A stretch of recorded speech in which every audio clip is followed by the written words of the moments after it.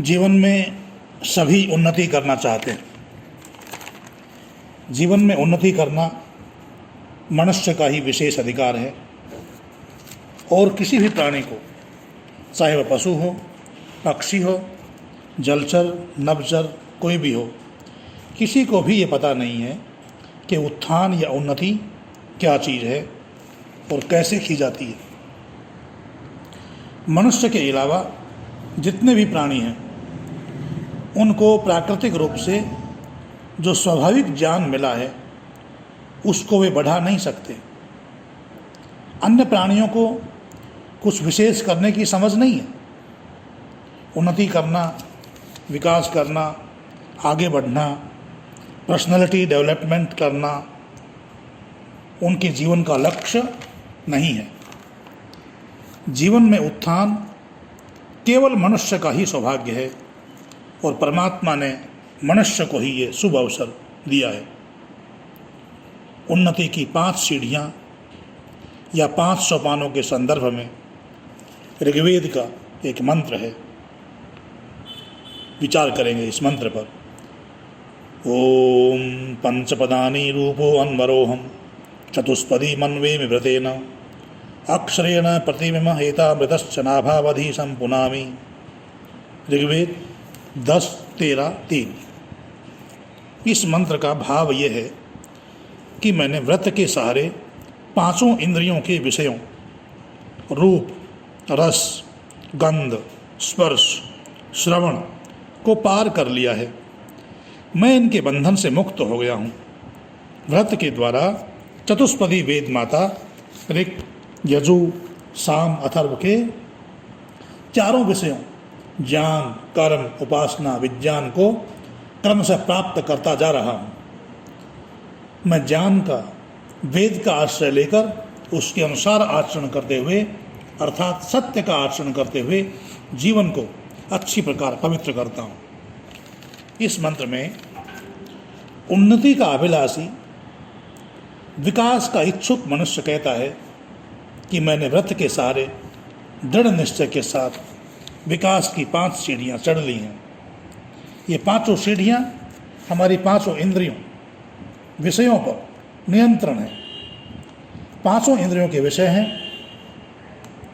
रूप, रस, गंध, स्पर्श, श्रवण। इन 5 विषयों पर यदि नियंत्रण हो गया तो ये जीवन के उत्थान की सीढ़ियाँ हैं, और यदि इन पर नियंत्रण नहीं हुआ तो ये पतन की सीढ़ियाँ हैं, अर्थात पतन के गहरे गड्ढे हैं।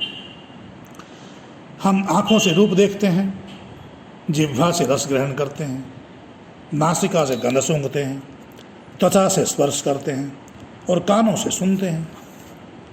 हमने यदि धैर्यपूर्वक संयम से इन सीढ़ियों को पार कर लिया तो उत्थान है, और यदि इन पर संयम न कर पाए, इनका नियंत्रण न कर पाए तो पतन भी अनिवार्य है।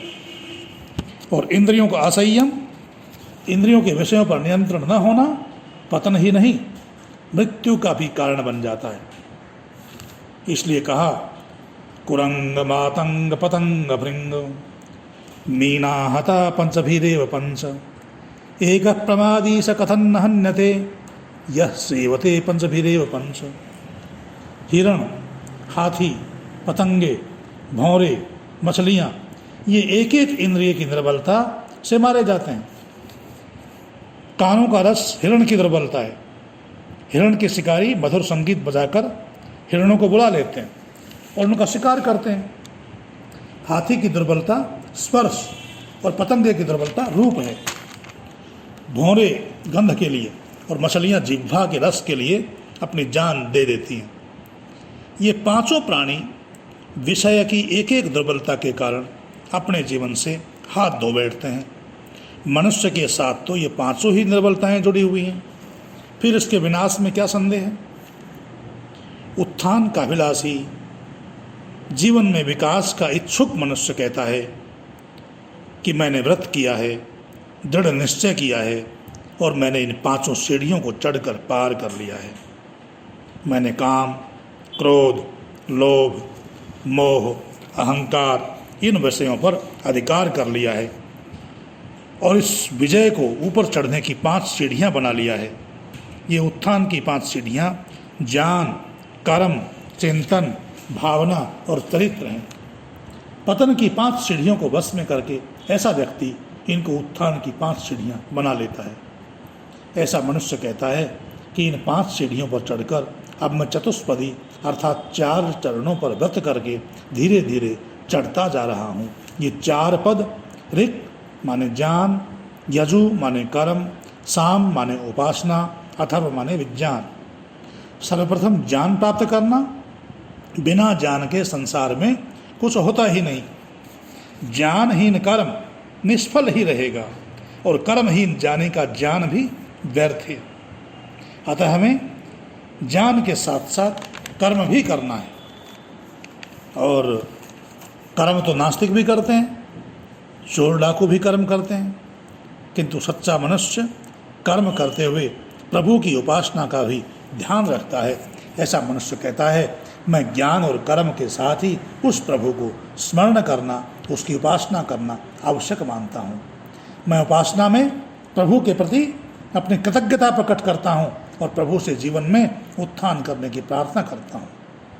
ये सब बिना विज्ञान के प्राप्त नहीं होता। वेद माता अपनी गोद में बैठा कर हमको ये 4 चरण प्राप्त कराती आ रही है। मंत्र में कहा कि अक्षर के सहारे मैं उचित और अनुचित, ऋत और सत्य की नाभि पर आरूढ़ होकर अपने जीवन को सब प्रकार से पवित्र बनाता हूँ। अक्षर तो ज्ञान के अक्षर हैं ही, पर परम अक्षर प्रभु परमेश्वर हैं। साधक कहता है मैं उसी अक्षर ब्रह्म का आश्रय लेकर, उसी ब्रह्म का सहारा लेकर, उसी की गोद में बैठकर ऋत और सत्य की नाभि, ऋत और सत्य का केंद्र प्राप्त कर सका हूँ। ऋत है उचित, ऋत है संसार के शाश्वत नियम और ऋत की नाभि उचित आचरण का केंद्र है। अपने जीवन में उचित अनुचित का विचार कर सदाचारी सद्विचारी रहना जीवन की पवित्रता है। जिसका आचार पवित्र है उसका जीवन पवित्र है, जिसका आचार पवित्र नहीं उसका जीवन भी अपवित्र है।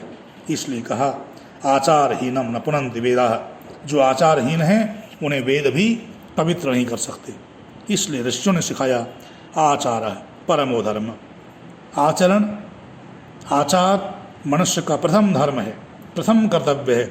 सारे संसार के विचारक इससे सहमत हैं कि चरित्र से मूल्यवान संसार में कुछ नहीं है। धन, जन, संपत्ति, प्रतिष्ठा सब का मूल्य है, किंतु चरित्र, जीवन में आचरण, व्यवहार सबसे अधिक महत्वपूर्ण है। क्या कहा है अंग्रेजी वालों ने? If wealth is lost nothing is lost, if health is lost something is lost, if character is lost everything is lost. अर्थात यदि धन की हानि होगी तो कोई चिंता नहीं, धन आज गया तो कल आ भी जाएगा। यदि मनुष्य का स्वास्थ्य गिर जाए, शरीर निर्बल हो जाए तो थोड़ी चिंता होती है, किंतु रोग दूर भी हो जाते हैं, शरीर फिर से स्वस्थ हो जाता है। परंतु यदि मनुष्य का चरित्र नष्ट हो जाए तो अब उसके जीवन में बचा ही क्या है। दुष्ट को संसार कोसता है। रावण बलवान राजा था, उसका प्रभाव था, उसकी नगरी लंका सोने की थी, किंतु वह काम के वश में था। उसका कुल भी नष्ट हुआ और आज तक संसार उसे कोसता है। अतः इंद्रियों पर संयम करके चरित्र को पवित्र बनाना हमारा कर्तव्य है। विषय वासना में फंस जाना पतन का मार्ग है। विषय वासना से छूटने का उपाय प्रभु भक्ति, प्रभु की शरण में जाना है। विषय भुजंगम जब डसे, नाम जड़ी को खाऊं, नाग दमन ये औषधि ढूंढन और न जाऊं।